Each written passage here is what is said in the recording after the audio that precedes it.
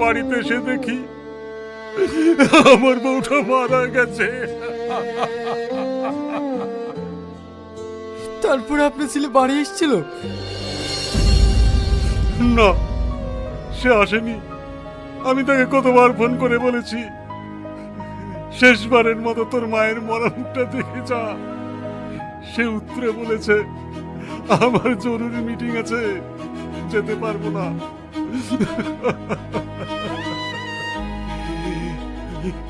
তাহলে তুমিই বলো বাপ, মিটিং আগে না মায়ের মরা মুখ দেখা আগে?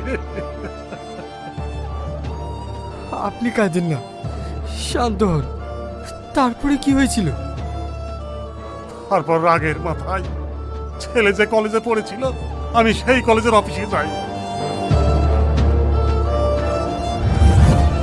এই কলেজ বন্ধ করো।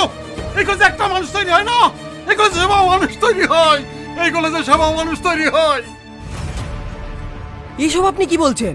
শিক্ষাই তো হলো জাতির মেরুদণ্ড। মিথ্যা কথা। যদি তাই হতো তাহলে ডাক্তাররা কোনোদিন কষাই হতো না, ওই শিক্ষিত মানুষরা মা বাবাকে বৃদ্ধাশ্রমে পাঠাতো না। আমি হাজার হাজার টাকা খরচ করে এই কলেজে ছেলেকে মানুষ করতে পাঠিয়েছিলাম। তোরা মানুষ করলি কেন? বল বল, তোরা বল জবাব দে। আরে আরে, এ কি করছেন? ছাড়ুন বলছি, ছাড়ুন। রফিক বাবু, এক্ষুনি থানায় ফোন করুন।